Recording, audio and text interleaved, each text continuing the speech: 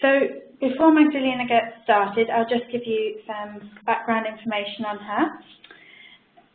Magdalena is an established talent and leadership coach, a mentor and TEDx speaker, and best-selling author of Get Productive, Boosting Your Productivity and Getting Things Done, which is currently number 18 in the top 50 entrepreneurial books, 2012. Magdalena is our resident expert on personal productivity and top-level finance. And in addition to working as organizational consultant and executive coach to top talent and senior staff at Imperial, she also runs her own company, Make Time Count Limited. Magdalena began her career as a neuroscientist and moved into coaching and organizational development 10 years ago to follow her passion for helping equip others with skills to make time count. Combining neuroscience insights with practical psychology for sustained top-level productivity and peak performance, Magdalena is a person organizations and individuals across the world call on to develop their talent. She supports top-level scientists, global NGO leaders, creatives and CEOs as a leadership coach and thinking partner, including G8 Summit and World Economic Forum participants. The Get Productive Wheel that Magdalena will be discussing today is an approach to thinking that she's pioneered to help everyone improve their resourcefulness and personal power. The wheel is currently in use within coaching, occupational medicine, education, top scientific institutions, and leadership and team building within businesses. If you're interested in being a case study for her next book, please contact Magdalena after the talk. I know this is something she's really keen on getting more people coming forward for, so if you're interested, please get in touch. Magdalena is also one of the key speakers at many professional and business conferences and is headlining the Association for Coaching National Conference this September, Time to Develop. So it's my great pleasure to hand you over to Magdalena now for this webinar. Many thanks. Nice to be with you, everybody, and a warm welcome to wherever you are joining us from. So we will get straight to it to leave us time for questions at the end. Welcome to this webinar.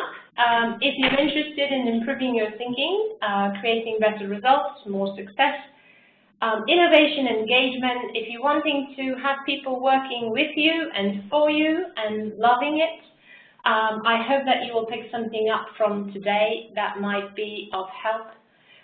What I will be sharing with you in this webinar are 13 very simple and highly effective thinking strategies for high performance that I have seen work really well. Now, to put this in a little bit of context, I won't spend too much time on that, particularly in UK, as you will see in terms of the figures and things that I'm interested in terms of our output in the workforce.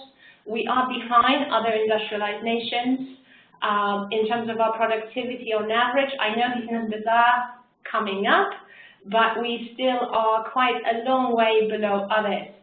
Now, equally, one thing that particularly interests me is workplace absence and sickness, and a lot of those are coming from what some of my colleagues in occupational medicine are diagnosing as not really illness, but basically common reasons that are to do with confidence around getting work done, motivation to be at work, and people choosing to stay at home and, quote, be sick without real medical illness. And that's something that we definitely want to tackle. So as you can see, being able to maintain high productivity, whether it's for yourself, for people you work with in your small business or a very large company, or a global company, is really key. It is key for business, it is key for the world, but it's also really, really key for personal satisfaction and our own well-being. And I'm known, at least in UK, for coining the term of holistic productivity, meaning that we want people to be productive and get results, but also remain healthy and help other people be healthy doing so. So what do I mean by high productivity? What I mean by it is consistent, outstanding results that are delivered through and with others on healthy terms. So this is something where you don't become a one-shot and then a crash.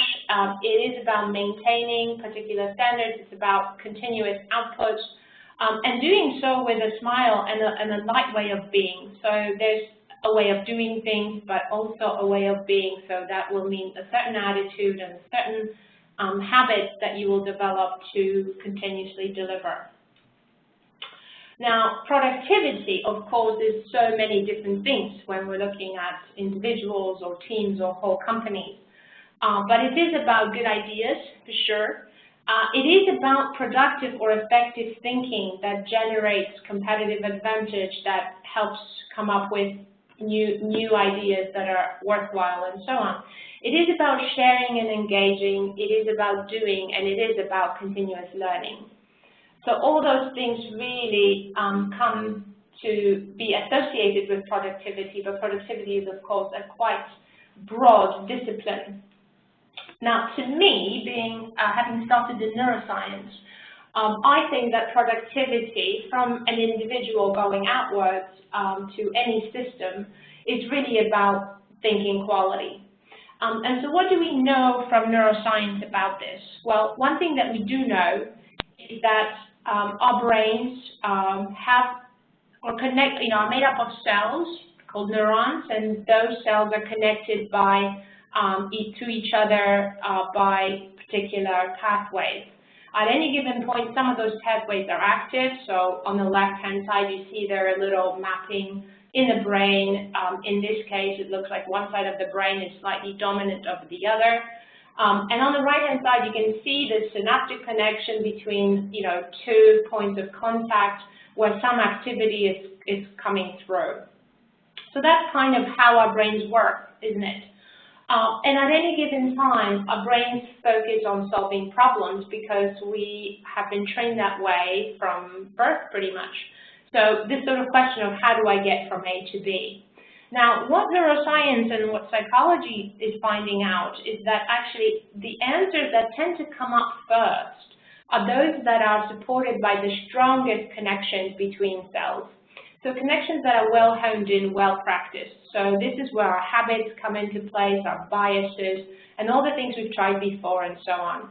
So in this case, going from A to B, well, let's look at a map. How do we get there?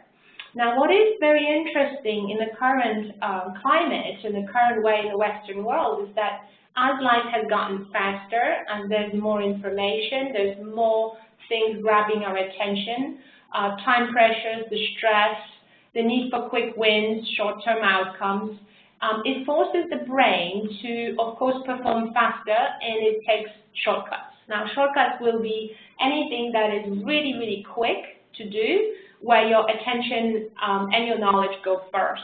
Now, of course, as that happens, other connections get depressed or repressed, and so they don't come up. So in a case here, we have, okay, well, we want to look at a map. Now, of course, too many people these days will Google it, right?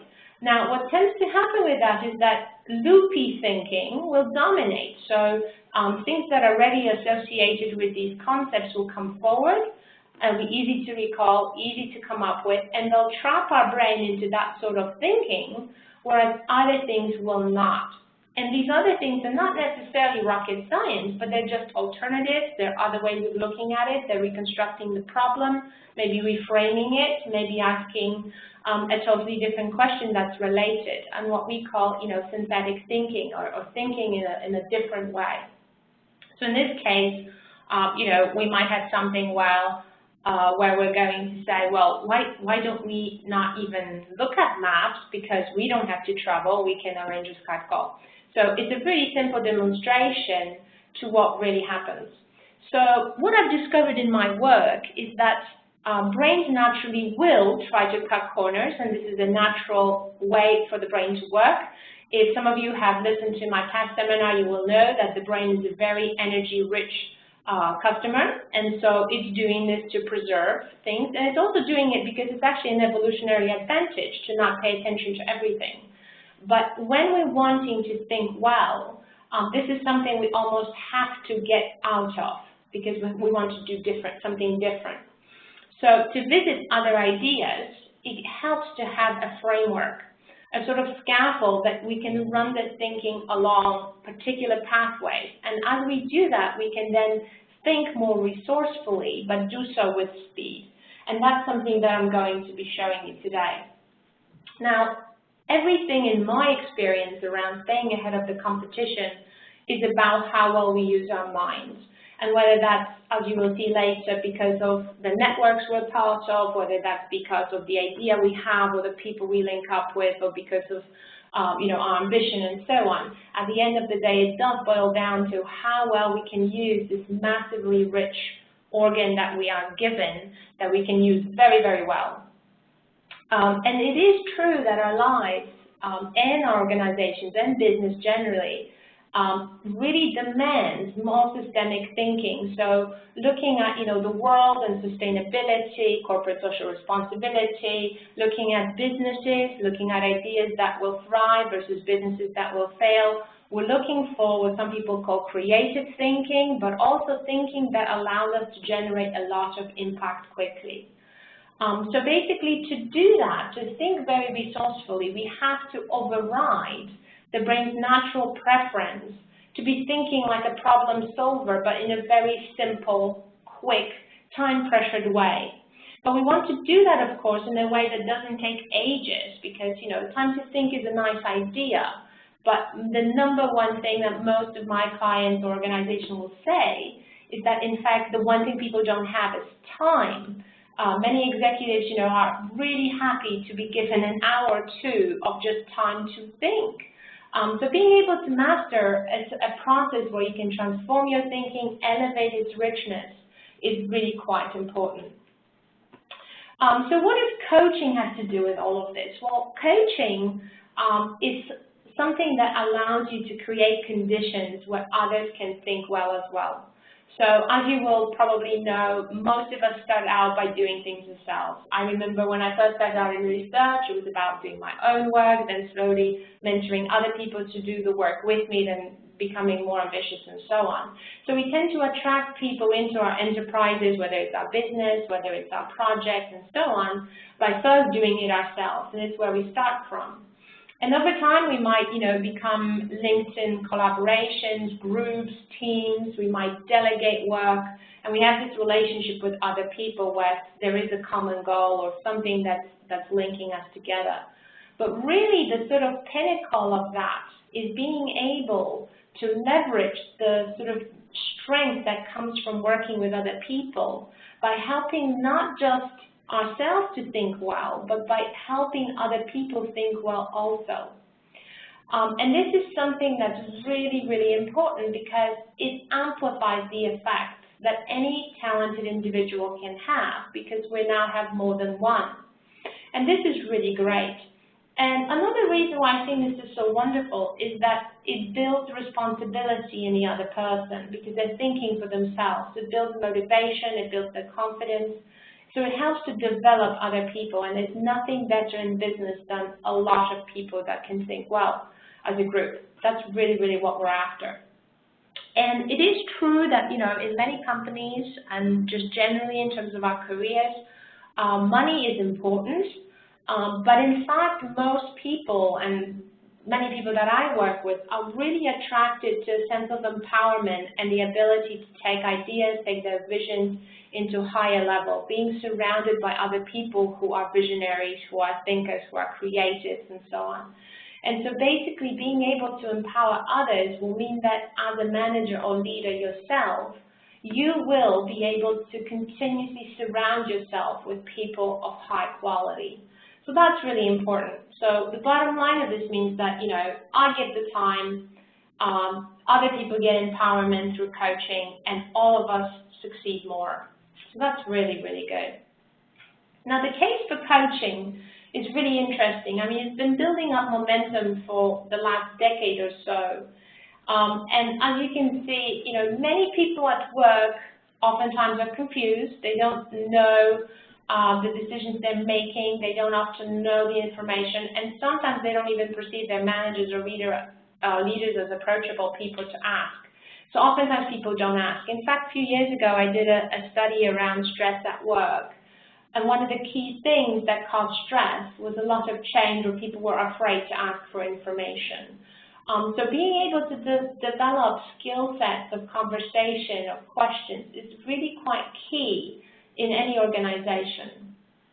Now, of course, there's beautiful studies, and I've quoted one, but there's many of them, that coaching skills, particularly for leaders and managers, boost their own productivity, their own resilience, their own performance, as well as the performance of their teams. So this is something that is now quite well established, although of course there is more need to do research. And in fact, I'm on the working group for looking at how we bridge practitioners and researchers to bridge that gap. But there's one really nice study that was recently quoted in Coaching at Work around actual ROI on investment into coaching. And as you can see from the figures there, that is really quite impressive. But what is really true, and this is work from CIPD, is that basically what's very common now at work is that coaching is increasingly being seen as a skill set from managers. So managers are expected to coach because coaching by external coaches is really quite expensive. And at the end of the day, managers are there day in, day out, and they know and understand the nature of work. So it is really up to every manager and leader to be able to pick up some of the skills that are associated with being able to coach others. So people who can coach come in two varieties. Now, some people are very naturally good at it, and some people go and learn about it, and either one is fine.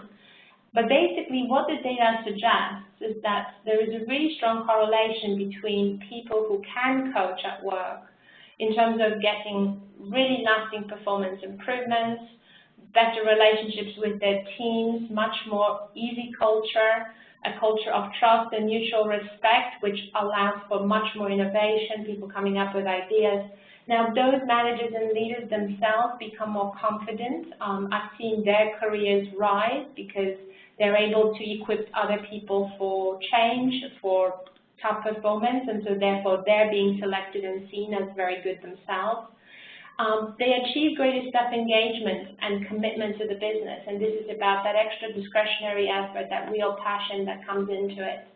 Over the longer term and mid-term, they also save time for everyone because everyone's working more effectively. And of course, they create financial savings within the institution, which is why many organizations are introducing internal coaching programs. And they become masters of performance management because, performance management, particularly around getting the best performance out of our star performer or poor performer, definitely requires coaching skills. So there's a clear case around why you would want to pick up skills as a manager. You're there day to day. Coaching is an effective way of improving performance. And you can coach other people to good outcomes. Now, I've seen this firsthand because I am involved in training managers here at Imperial. I'm also involved with working in other companies with managers, and I've seen the difference that it makes when managers learn how to be able to get that performance through others. And so they develop self-mastery, which is fantastic, but then they're able to produce this ripple effect. And as more and more people become trained in this way of working, we get more efficient, more productive group of people working together. So that's quite key. But of course, as with anything, there are barriers to this, and you might have encountered them yourself, or maybe you're thinking about this. Now, the top barrier, of course, to anything is not having time. When can I do this? How can I do this? The fact that many people oftentimes don't have patience, that includes me, by the way, because coaching is a developmental process, and that's something that's worth remembering, is that, this is something where you're taking someone else along on a journey to development, so it's not going to be a quick win, but it is an investment. People expect results right away, so again, very, very quick outcome, quick result, overachiever mindset can get in the way of becoming a manager coach. Many of us are used to the telling approach because that's what we used to do. There's, of course, the feeling of overwhelm, having loads of agendas, multiple meetings, so much to do, and thinking, well, actually, I just don't have the time for this. I'm barely staying on top of things. The expectations that staff should just know it and do it. So, oftentimes, when I work with people who are themselves very achieving and very organized, very productive, they expect other people to just catch on and do things that well as well. And then oftentimes that results in a carrot-stick approach. So if people are performing very well, they're getting rewarded. If they're not performing very well, they're getting the sort of stick approach. There's the barrier of course, training. So as with everything else, coaching is a skill set. So you might need to go and train in a skill set, and that requires time again. And finally, one of the barriers that some managers and leaders report is, of course, the sort of sense of power relationship between a manager and people on their team, as being in itself a barrier to any trust and openness that coaching would probably want to have. So as you can see that, in practice, coaching can prove a lot harder than one would initially expect when a lot of people say it's just a conversation. So what tends to happen? Usually training takes a few days, but most leaders and managers, in my view, are not looking to become professional coaches. They just want to basically pick up a few skill sets related to that particular way of having that management style. They go and attend the training. They return to work enthusiastic and really happy to put it forward. But then they find it slightly harder than they thought. Perhaps they have a meeting with someone and the coaching approach doesn't lead to quick results. The person's confused, we're not sure what's going on. Some stick with it for a while, but many quit. And so what I thought is that might be a different approach that will work just as well, or perhaps even quicker than this sort of training. So what I want to share with you today is a nifty, quick way to help you coach yourself as well as coach other people for better performance that I think takes just a few minutes. Now, initially it might take you 20 minutes or so, but eventually you'll get really, really good at it. All the people on my programs, all my clients use this all the time and they get amazing results. So we do know that it works. And that's really, really important because it's based around something that is so simple, because it's something that we already do. And all we have to be able to do in that kind of an approach is to switch our brain into this curiosity with a purpose. And the purpose will be an anchor. And that's it. So what I will be showing you is basically how we can plant an anchor around a particular topic, a particular issue, use questions that all have this basic start of, who, what, how, where, and so on. And then use the structure of this wheel to be able to visit different sectors of your brain, to be able to create extra synergy, and to come up with ideas that will ultimately be richer, but in a record amount of time. So we're looking for speed and quality thinking.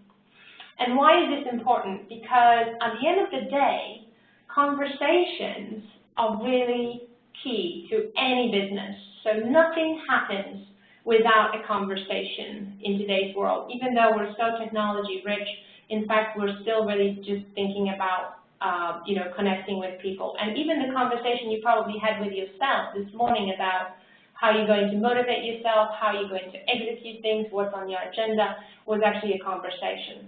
So we need those conversations for ourselves, but also to develop other people. And it's something that we've learned to do early on.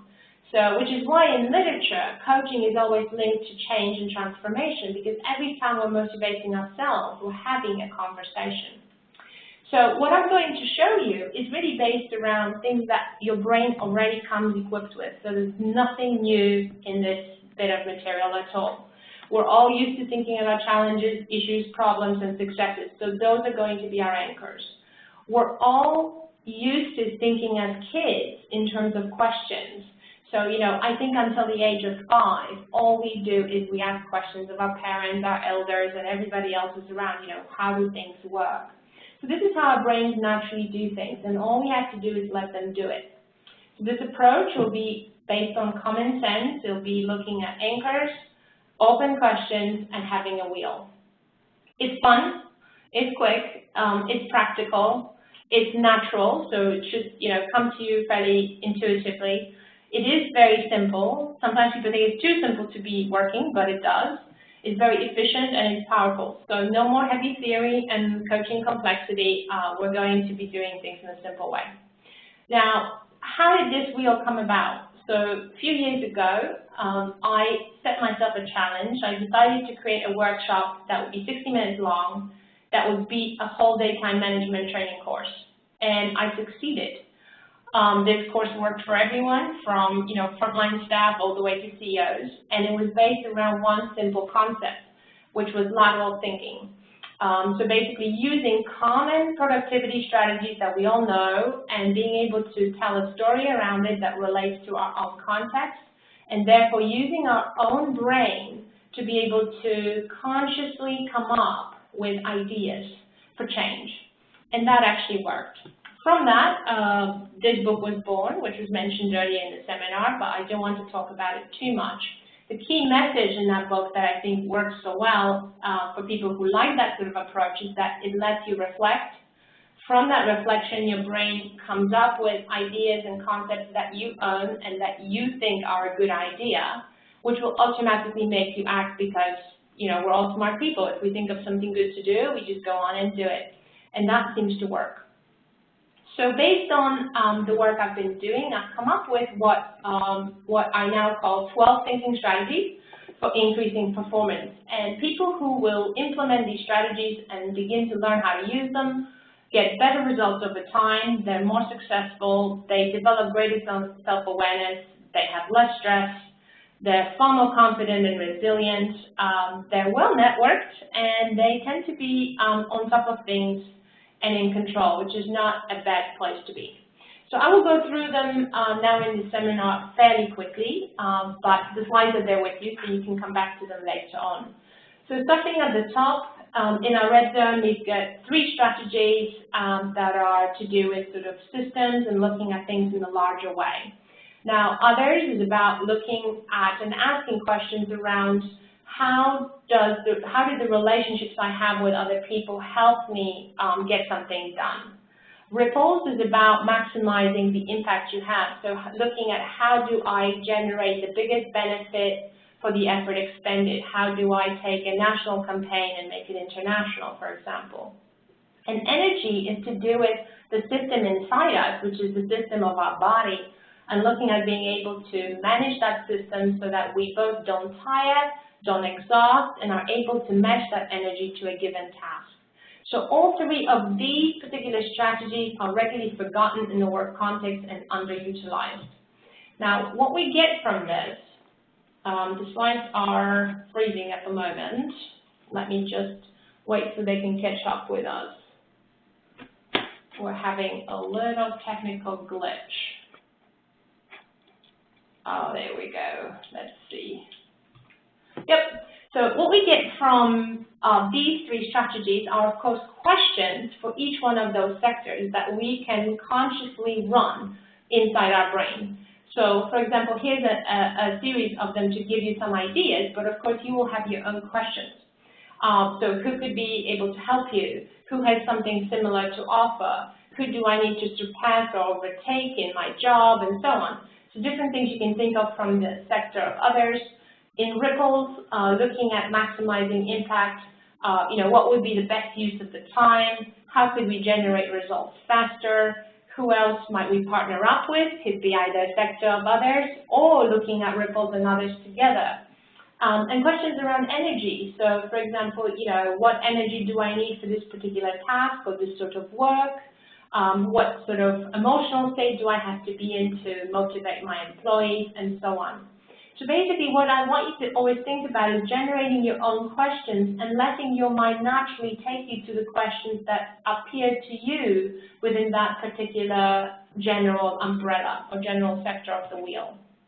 So if we go down to the orange zone in this model, we're looking at, again, 3 strategies that have to do with being able to take action. and they're really to do with leadership. So eliminating things that don't serve you, or the bin strategy, has everything to do with decluttering, saying no, reviewing, editing on a regular basis, trimming, cutting, and so on. So they're all the things that people often don't do at work because, you know, jobs grow up, there's not enough time to redo things and so on. But it's a really, really key strategy for productivity.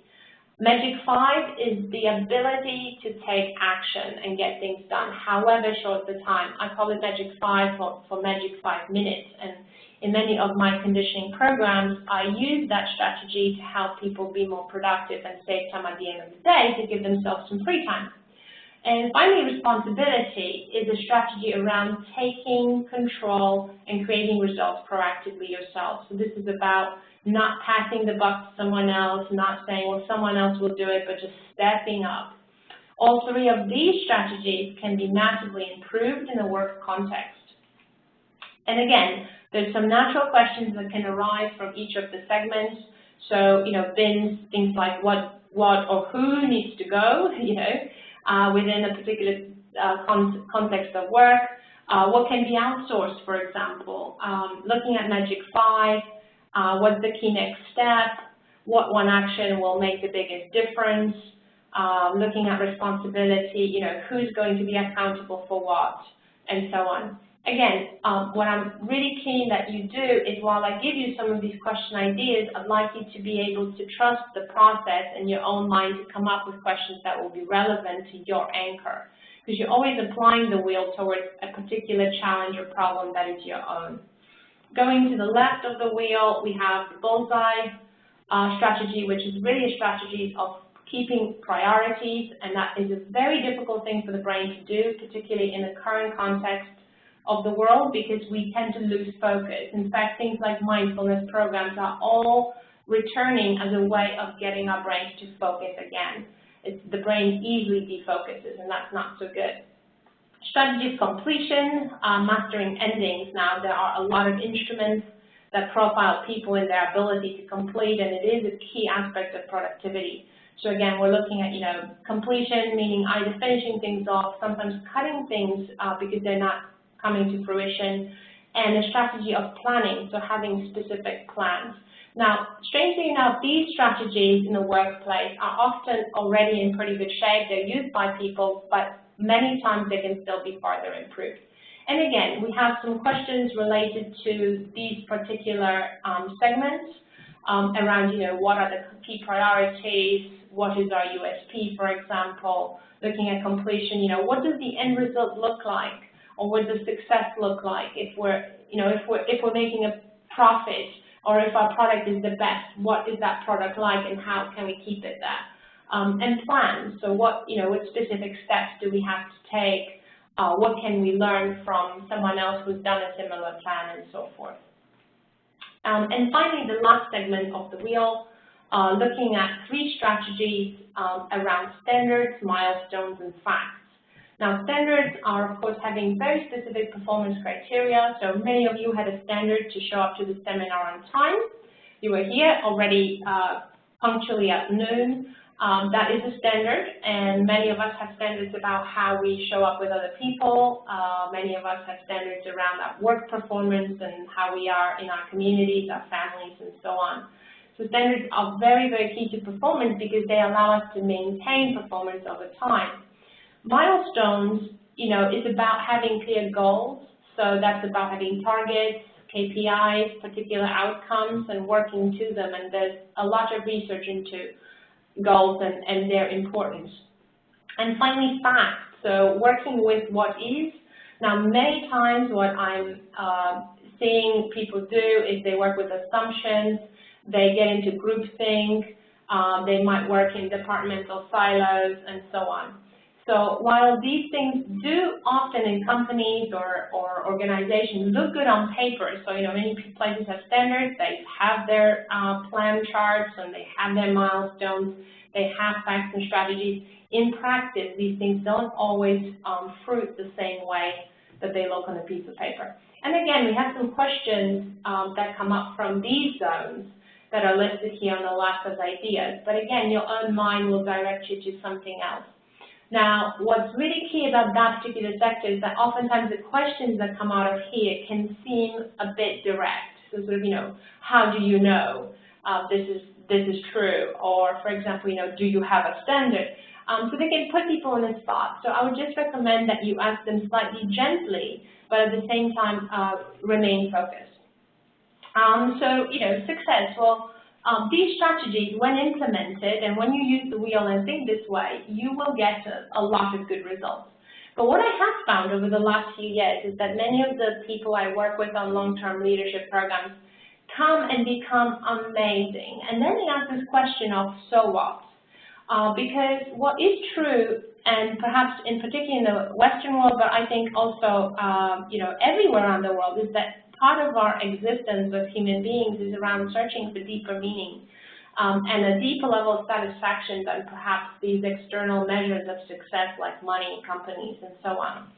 And so what that's made me really realize was that the 12 strategies were missing something. And what they were missing, in my view, was a heart. That sense of, identity, that sense of passion, integrity, the bit that we actually connect over.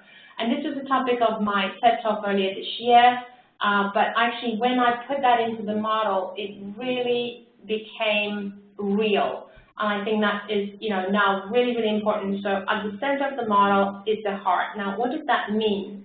It means, bringing our authentic selves to life, living and working with the truth, living our values, working for a company that gets you, working for a manager that gets you, and being able to enjoy that, because that's when you're giving your best.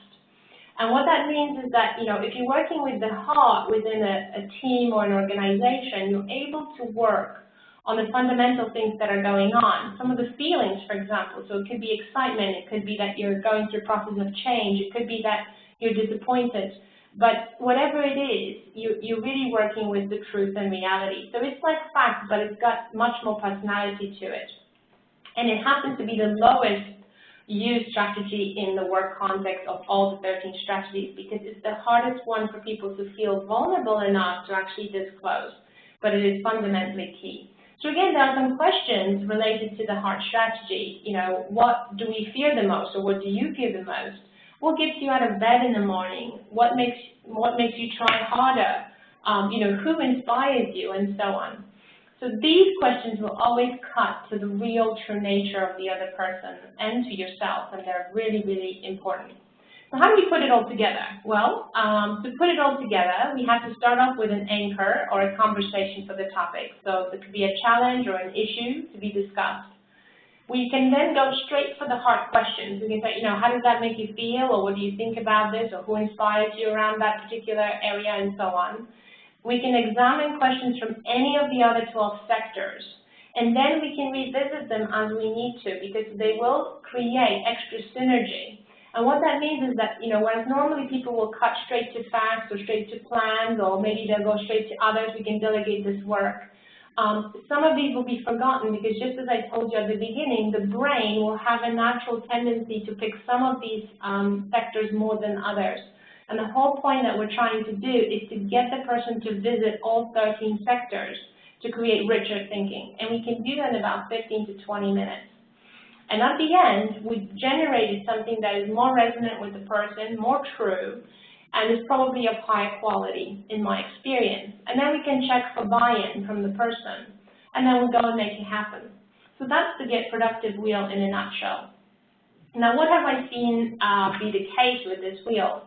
Now, I think that one of the key things that it does allow for is that it gives people the capacity to stay focused and be able to get results in less time. So people who try this on and do it, every day, it's like mind conditioning power. It builds focus, it creates more possibilities, it adds drive, and it builds much more impact.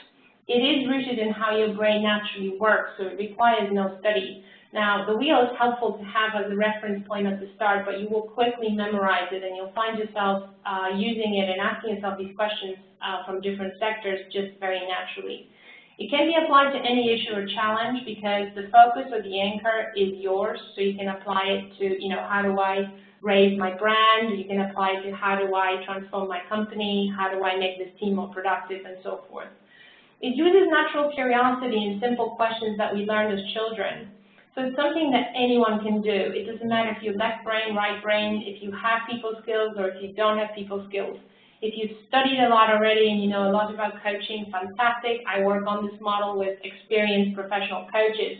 But you could be completely new to this area, and I'm pretty sure that we all will raise your thinking quality for you and for others. Now, applications of this approach, they do develop focus, they will increase options and create better ideas, they'll get you motivated and engaged, they will produce better quality thinking. I have this, from many people that we've tried this with so far. They will develop resilience, and they're also great for team development because everyone can work on these strategies at the same time. So that creates a much more richer conversation. And they can be used for changing organizational culture. So we've tried to use this approach, one-to-one with people. You can use it on yourself. You can use it with a group that you don't know or a team that you work with on a regular basis, or you could use it in your whole business. There are two things that can go wrong with this approach from my experience. The first one is that you lose the anchor during the conversation. Now, this is something that, as I mentioned earlier, our brains need focus, conditioning. They defocus really quickly. You can notice this very fast, that people drift from an original topic about, how do I get a job, to finishing off with something in a totally different space. So one of the key things that you have to do is pin down the anchor right at the start and then keep at it. So you're asking every sector question in relation to the anchor that you've decided on. So that's very important. Questions over time can switch from open and curious to leading questions or even closed questions. Now, if you're doing this for yourself, it's very different. But when you're working with someone else in a coaching capacity, you have to remember that your job is to ask questions that will help the other person think. So stick to the sort of questions that are really clear, like starting off with how, who, what, where, because those questions tend to be less likely to be leading or closed. They're generally open questions. And of course, some people will say, well, I've forgotten some of the sectors, and maybe I've only remembered 8 of the sectors, Magdalena. And I would just say, print a copy of the wheel, have it to hand to support you. At some point with regular practice, these things will actually change the way your brain is thinking. Because fundamentally, brain is a muscle, and if you're using it, it will be better and sharper. If you're not using it, it will atrophy, and it'll be very difficult to think and come up with original ideas. But one thing I want to say is that I think most people think creativity and resourcefulness and good quality thinking is, a sort of area for just a few, and that is definitely not true. All of our brains are very, very rich and very resourceful. So I want to leave you with a few further resources on this topic. If you're particularly interested in tools for coaching as a manager, I'd like to highly recommend 2 books for you. The first one by Carol Pemberton, one of my colleagues and good friends. But this is a particularly amazing book that I read, I think, about 6 years ago or 5 years ago, and it's stuck in my mind because it is just the most practical book for managers and takes you through step-by-step examples of how to do this kind of work. Positively Speaking, The Art of Constructive Conversations is a wonderful book that shows you how to work with what works, how to be able to look at the positive results and to actually generate and engage people in more resourceful thinking that way. It's a very particular approach, also highly recommended. And Time to Think by Nancy Klein is an original philosophy about how to help other people think on their own by creating the sort of space for good quality thinking. And my approach is very, very related to Nancy Klein. It is just probably faster.